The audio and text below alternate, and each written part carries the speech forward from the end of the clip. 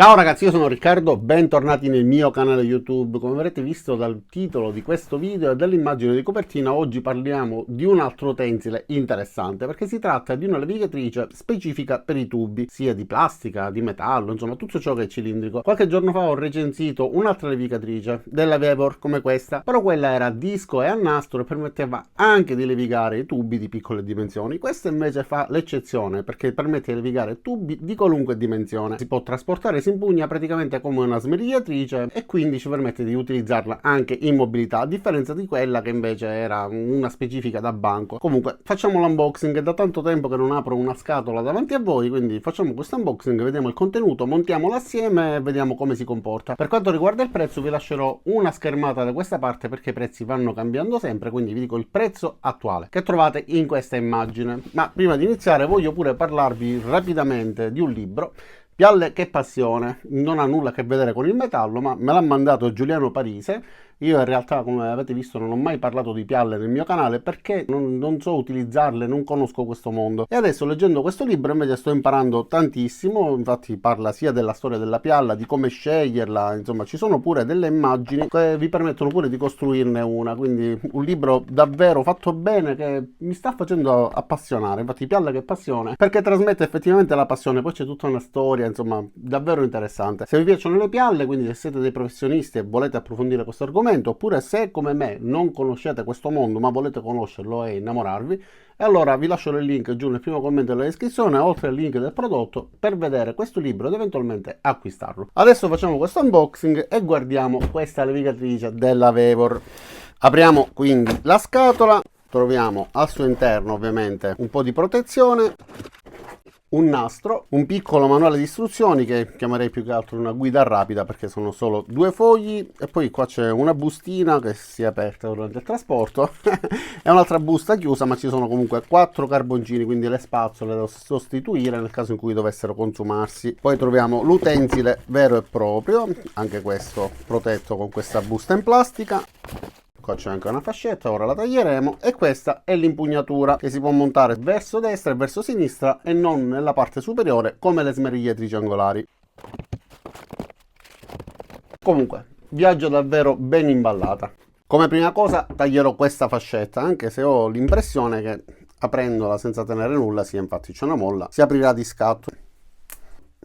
Ok, si è aperta. E allora, questo è il nastro che vi ho fatto vedere poco fa, con una grana da 160, quindi una grana relativamente grossa, e va inserita in questo alloggiamento seguendo il senso di rotazione indicato dalle freccette. E da questa parte troviamo anche una freccia che indica il senso di rotazione. Si inserisce prima in questa parte, poi in questa, dopodiché si avvicinano fra di loro. Ok, e già è montata. Adesso ruotando avremo la possibilità di utilizzarla per poter levigare i tubi, ripeto, in plastica e metallo, eccetera. Recentemente io ho dovuto levigare dei tubi in plastica perché ho creato un impianto di aspirazione per i fumi dell'incisione laser, e in quel caso ragazzi, prima di dipingerlo ho utilizzato la classica smerigliatrice orbitale. Non vi dico quanto tempo ho perso perché la smerigliatrice orbitale, comunque tutte le smerigliatrici che hanno una superficie piatta, quindi che non seguono la forma del tubo, ovviamente levigano millimetro per millimetro. Alla fine ho lasciato perdere, non ho levigato solo uno, ma mi sto accorgendo che si può mettere l'impugnatura anche da questa parte. Vi avevo detto che si poteva mettere solamente qua e qua, invece si può mettere anche qua per avere un'impugnatura più salda e quindi imprimere più forza sul pezzo. Questa si occuperà di trascinare il nastro e quindi farla scorrere su queste altre due, solo che questa è in gomma, è pure una gomma abbastanza morbida, infatti è quella che si occuperà proprio di imprimere la forza di rotazione. Questa è pure gommata, invece questa no,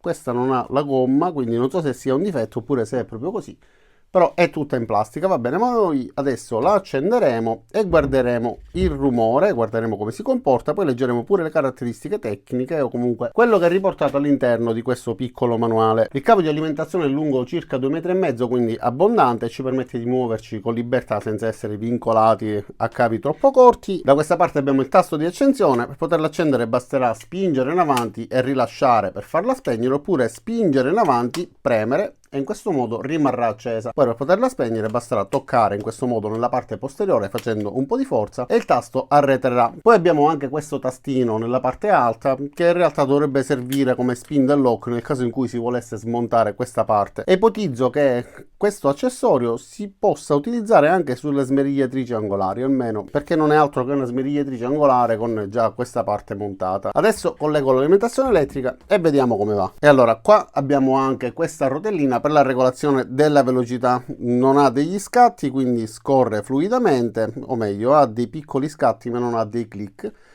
quindi vediamo se la rotazione aumenta a scatti oppure è un aumento graduale.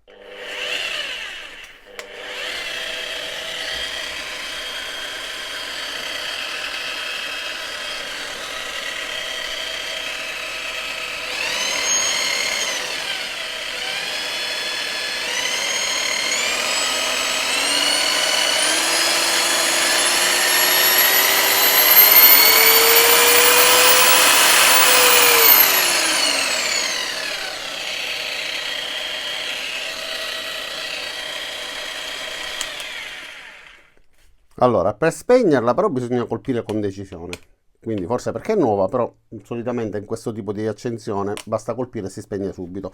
Allora, apriamo questo fogliettino, questa guida rapida o manuale di istruzioni. Allora, sì, ci sono un paio di illustrazioni su come montarlo, quindi quello che vi ho fatto vedere poco fa, tutto in inglese, però considerate che a me arriva direttamente dalla fabbrica, quindi in teoria potrebbe arrivarvi anche in italiano, non lo so. Qua c'è un'immagine in esploso dell'utensile con tutte le parti che lo compongono, qua abbiamo i pezzi numerati.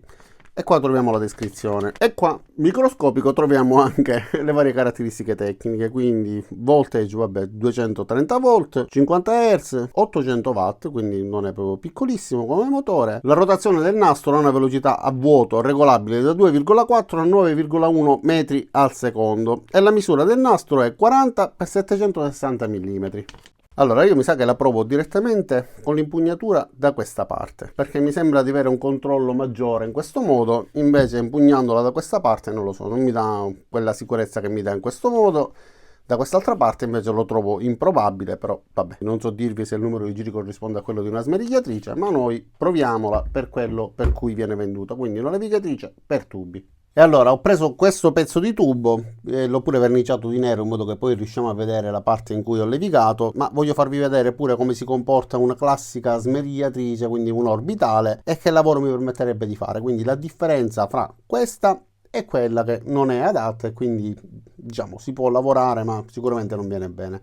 Allora, se io utilizzo una classica levigatrice orbitale, questa è a delta, ma il concetto è uguale anche con quelle rotorbitali, eccetera, guardate come mi permette di lavorare.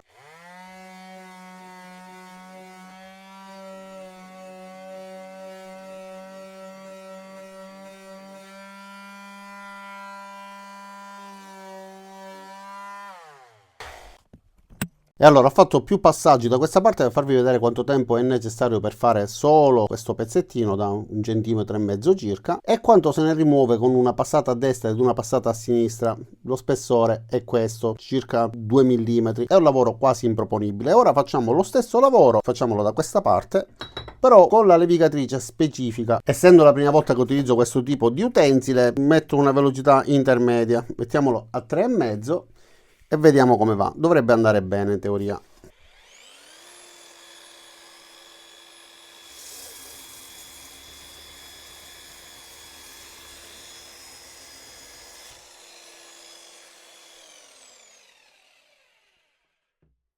Allora, vediamo se da inesperto sono riuscito a ottenere un buon risultato e direi che effettivamente quasi in una passata, ma considerate che mi metto di traverso per essere a favore di camera, altrimenti in questo modo coprirei tutto. Effettivamente non è venuto male. Adesso proviamo ad aumentare la velocità e vediamo da questa parte che ancora non è trattato come va, perché dobbiamo fare delle prove, ammetto, è la prima volta. Messa a velocità 6.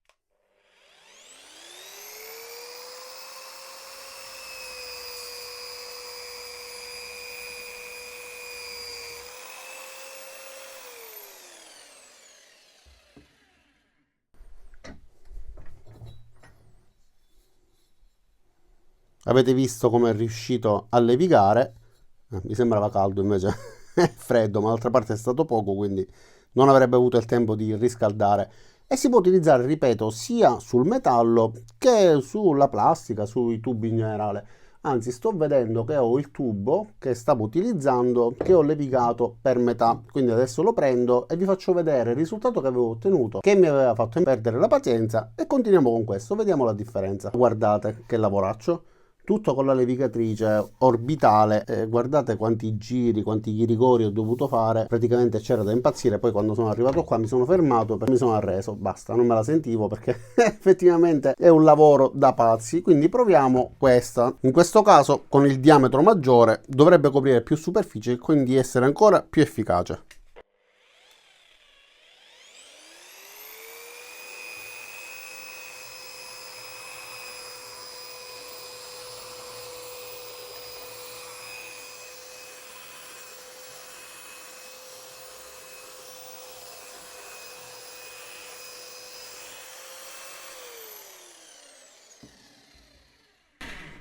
Ragazzi, avete visto in pochissimi secondi quanto ho levigato, praticamente quasi, sì, per metà ho levigato tutto questo pezzo da almeno un 35-40 cm, quindi davvero efficace e utile, perché non sarei mai riuscito a fare questo lavoro con la levigatrice orbitale. Guardate.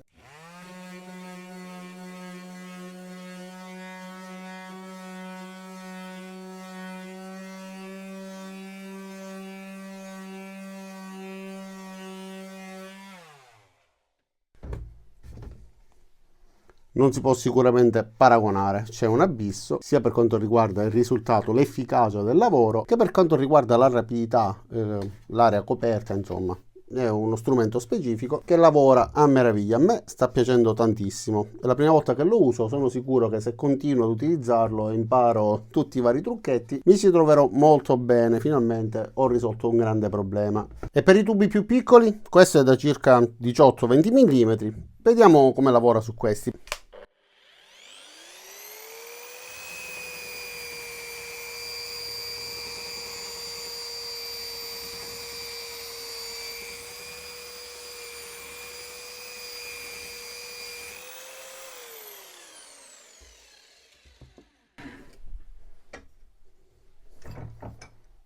E vabbè, non avevo dubbi, anche su questo è andato molto bene. C'è il riflesso della lampada che non mi permette di farvi vedere bene, lo giro in questo modo, ok.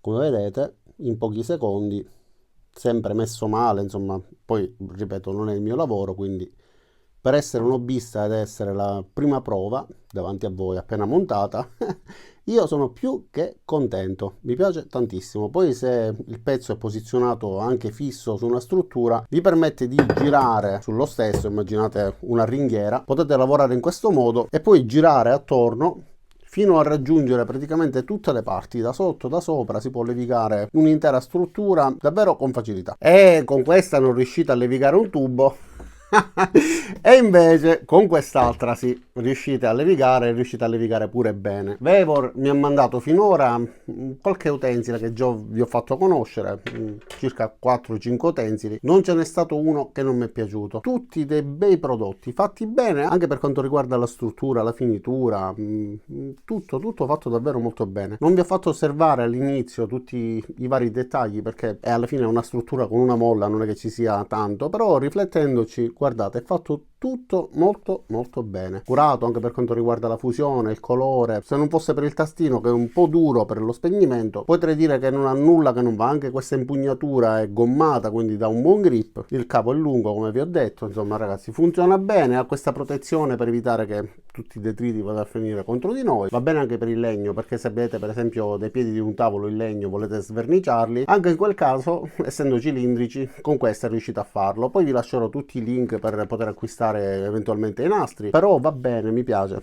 ha funzionato bene. Spero che il video vi sia piaciuto, che abbiate trovato utile questa levigatrice così particolare e che eventualmente, se vi piaccia, utilizzate il link associato ad un codice di sconto. Ricordatevi di iscrivervi al canale, mettere mi piace cliccando sul pollicino all'insù e ci vediamo a tutti nei prossimi caricamenti. Ciao da Riccardo e a presto.